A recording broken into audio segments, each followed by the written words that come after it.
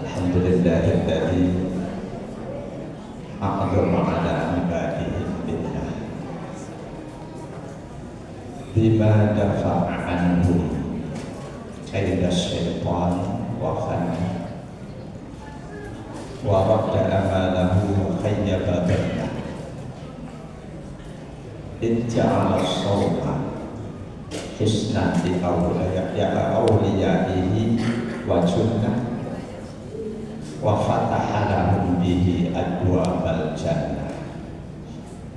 Asyhadu an la ilaha illallah wahdahu la syarika lahu wa asyhadu anna sayyidana Muhammadan abduhu wa rasuluhu la nabiyya ba'dahu. Allahumma shalli wa sallim ala khatamil nabiyyika Muhammadin qaidil ummah wa mumahhadis sunnah wa ala alihi wa ashabihi dawil absaril thaqibati wal uqulil murajjahah. Amin. Wa sallama tasliman katsira. Jamaah salat Isya dan qiyam Ramadan pada Allah iyyakum ajma'in. Keluarga yang harmonis.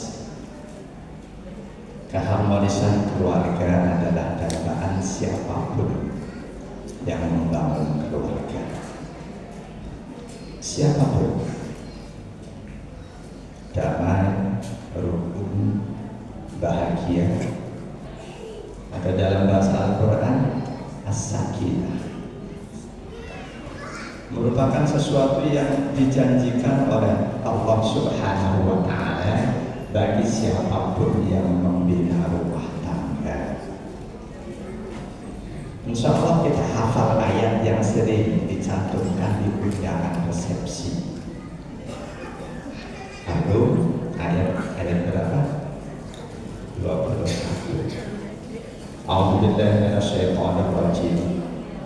Wa min ayatihi an khalaqalakum min anfusikum azwajan litaskunu ilaiha al-ayat. Di antara tanda-tanda kemahakuasaan Allah ciptakan untuk kalian pasangan buat kalian dari jenis kalian masing-masing. Manusia pasangannya harus dari jenis manusia. Kalau ada berita-berita seseorang menikah dengan jin, kan betul ada haram. Jin juga dari jin, binatang dari binatang. Manusia kok nikah sama binatang? Ada berita seperti itu.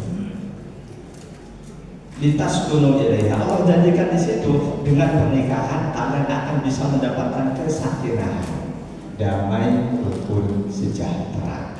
Tapi keharmonisan itu bukan sesuatu yang akan muncul begitu saja seiring pernikahan seseorang, tidak. Melainkan sesuatu yang harus diupayakan. Harus diupayakan. Ada beberapa sifat kepribadian yang harus dimiliki oleh mereka yang membina rumah tangga agar rumah tangganya harmonis. Di antaranya masing-masing, katakanlah keluarga baru suami istri, haruslah sosok yang mampu mengendalikan hawa nafsu. Harus. Meskipun suaminya orang alim, pendidikan tinggi, paham agama, istrinya pun demikian, ketika masing-masing gak mampu mengendalikan hawa nafsu, jangan harap akan harmonis. Dan salah satu tujuan dihadirkannya puasa oleh Allah untuk membentuk pribadi-pribadi yang mampu mengendalikan hawa nafsu. Bahkan ibadah puasa satu-satunya ibadah yang oleh Rasulullah dikaitkan dengan pengendalian hawa nafsu. Satu-satunya ibadah yang lain, bahkan sholat sekalipun oleh Rasul tidak dikaitkan dengan pengendalian hawa nafsu. An Al-Qamah radhiyallahu anhu qala baina ana amshi ma'a Abdullah bin Mas'ud radhiyallahu anhu faqala Ibnu Mas'ud radhiyallahu anhu nahnu ma'an Nabi sallallahu alaihi wasallam faqala Rasulullah sallallahu alaihi wasallam man istata al-ba'ah. Versi yang lain ada kata minggu. Man istata minkumul ba'ah falyatazawwaj fa innahu aghaddu lil basar wa ahsanu lil farj wa man lam yastati fa alayhi bis-sawm fa innahu lahu wijaun. Hadis riwayat Imam Ahmad, Imam Bukhari 1905, Imam Muslim 3464, Abu Dawud, Nasai dan Imam Ibnu Majah. Dari tabi'in Al-Qamah radhiyallahu anhu berkata, suatu hari aku berjalan bersama seorang sahabat Nabi, Abdullah bin Mas'ud radhiyallahu anhu. Sang sahabat, salah satu sahabat besar ini memanfaatkan momen dekat itu untuk mentransfer ilmu kepada sang tabi'in. Kata sang sahabat Nabi, suatu hari Rasulullah SAW memberikan nasihat pada kami yang dimaksud sekelompok anak-anak muda, sahabat muda. Satu di antaranya Ibnu Mas'ud. Kata beliau, man istata'a minkumul ba'a falyatazawwaj. Siapa saja di antara kalian yang sudah mampu memberikan nafkah, menikah.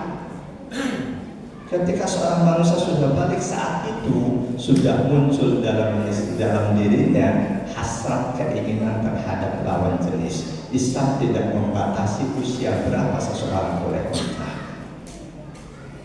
Batasan yang diberikan oleh hadis ini ketika sudah mampu memberikan nafkah, falyatazawwaj, menikah.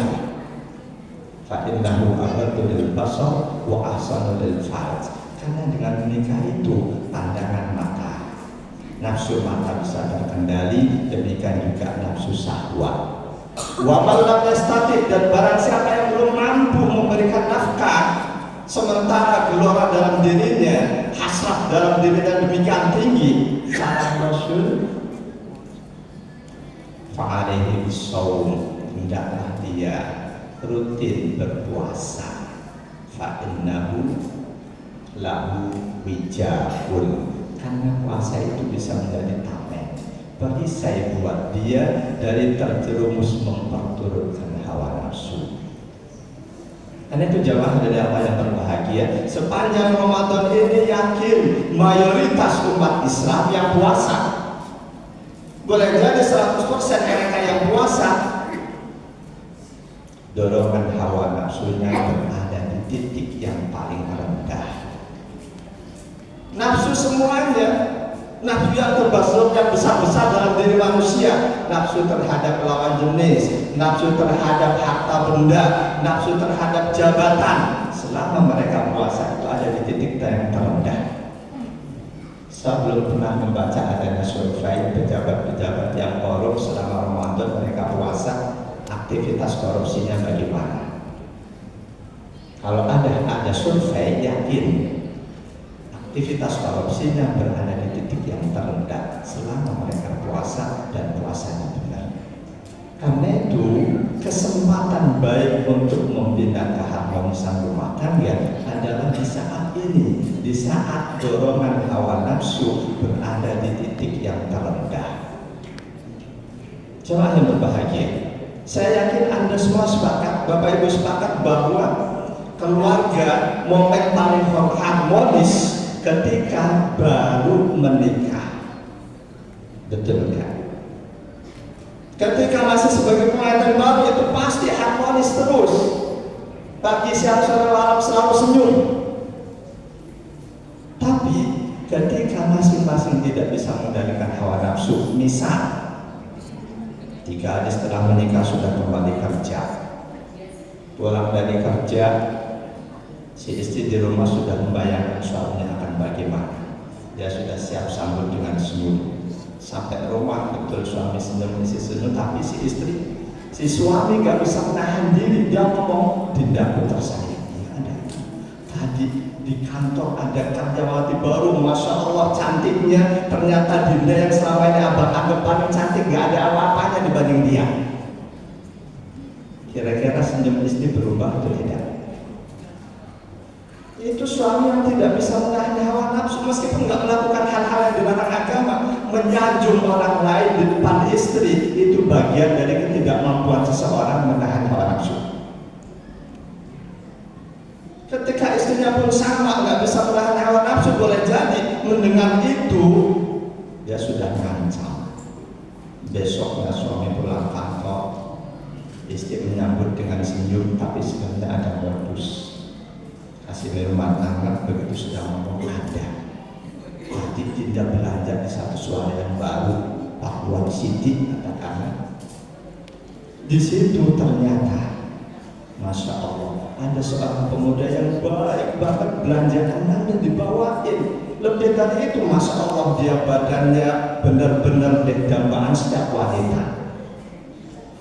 Yakin keluarga ini meskipun masih sebagai pengantin baru tidak akan bertahan lama. Ini syarat kepribadian yang harus dimiliki oleh siapapun yang membina rumah tangga jika dia inginkan keluarganya bahagia harmonis. Syarat lain, masing-masing anggota rumah tangga, anggota keluarga harus punya kesabaran. Sama dengan pengendalian hawa nafsu, ternyata ibadah puasa satu-satunya ibadah yang oleh Rasulullah dikaitkan dengan kesabaran. Satu-satunya ibadah yang oleh Rasulullah dikaitkan dengan kesabaran. Ibadah puasa nggak ada ibadah yang lain. An-Rajulin bin Bani Sulaim radhiyallahu anhu Adahunna Rasulullah sallallahu alaihi wasallam fi yadi aw fi yadihi at-tasbihu nisful mizan walhamdulillah tamla'uhu wa takbiru yamla'u ma baina as-sama'i wal ardh was-sawmu nisfus sabri wa tahuru nisful iman. Ini hadis ini diriwayatkan oleh Imam Ahmad, Imam At-Tirmidzi, Imam Al-Baihaqi. Imam Ahmad menilai hadis ini sahihun li ghairihi. Derajatnya naik menjadi sahih karena ada riwayat lain yang menguatkannya. Sedangkan Imam At-Tirmidzi menilai hadis ini hadisun hasan, hadis hasan. Kata seorang sahabat dari Bani Sulaim, Rasul menasihati kami waktu itu dengan menggunakan jariku atau jari beliau. Yang pertama, at-tasbih wa nisful mizan. Bacaan tasbih itu pahalanya separuh timbangan. Walhamdulillah tamla'uhu. Bacaan hamdalah memenuhi timbangan. Wa takbiru yamla'u ma baina as-sama'i wal ardh. Bacaan takbir memenuhi antara langit dan bumi. Lalu yang keempat, was-sawmu nisfus sabri. Puasa itu separuh dari kesabaran. Mereka yang semula kesabarannya sangat rendah, ketika dia rajin puasa, insya Allah akan tumbuh kesabarannya. Kesabaran, sifat sabar dan syukur merupakan salah satu sifat luhur yang harus dimiliki siapapun yang keluarganya ingin harmonis. Suami pulang kerja capek, istri sudah tentu harus sabar menghadapi suami yang tengah capek. Bawaan capek mungkin gak marah-marah. Ketika si istri bukan penyabar, itu jadi bibit kedisharmonisan keluarga. Ketika anggota keluarga semuanya penyabar dan penyukur, bukan tukang syukur, penyabar, bersifat sabar, penyukur, punya sifat senantiasa mensyukuri nikmat Allah. Ketika anggota keluarga itu punya sifat penyabar dan penyukur, Rasul sudah menjanjikan semua yang terjadi di keluarga itu pasti akan selalu baik. Jadi Rasul, ketika seseorang senantiasa sabar dan syukur, apapun yang terjadi akan selalu bernilai baik. An Suhaib bin Sinan radhiyallahu anhu qala Rasulullah sallallahu alaihi wasallam, ajaban li amril mu'mini inna amrahu kullahu lahu khairun wa laysa dzalika li ahadin illa lil mu'mini. Idza asabathu dharra'u sabara, idza asabathu sarra'u syakara, fakana khairan lahu, wa idza asabathu dharra'u sabara, fakana khairan lahu. Hadis sahih riwayat Imam Muslim, nomor hadis 7692, juga Imam Ahmad. Dari sahabat Suhaib bin Sinan radhiyallahu anhu berkata, bersabda Nabi sallallahu alaihi wasallam, sungguh apapun yang terjadi pada orang yang beriman itu sangat menakjubkan. Karena apapun yang terjadi, baik ataupun buruk, diharapkan ataupun tidak diharapkan, ketika itu terjadi pada orang yang beriman, pasti akan berakhir baik. Salah satu ciri orang yang beriman, ketika dia mendapati sesuatu yang menggembirakan, pasti dia bersyukur. Ketika mendapati sesuatu yang tidak diharapkan, banjir misalnya, orang yang beriman pasti sabar. Apapun yang terjadi, ketika disikapi dengan sabar dan syukur, pasti bernilai baik di hadapan Allah. Ini sifat kedua, sifat luhur kepribadian agung yang harus dimiliki oleh siapapun yang ingin keluarganya harmonis. Dan sekali lagi, ibadah puasa dihadirkan oleh Allah untuk menumbuh suburkan kesabaran dalam hati kita. Salah satu tanda keberhasilan puasa kita ketika kesabaran kita selama Ramadan meningkat minimal. Keberhasilan maksimal ketika kesabaran kita sepanjang hayat senantiasa meningkat dan terus meningkat. Insya Allah, dengan kita ambil hikmah dihadirkannya ibadah puasa untuk menjadikan kita lebih mampu mengendalikan hawa nafsu, menjadikan kita lebih mampu bersabar, keluarga harmonis bukan sesuatu yang sulit untuk terwujud. Semoga itu Allah anugerahkan pada kita. Wassalamualaikum warahmatullahi wabarakatuh.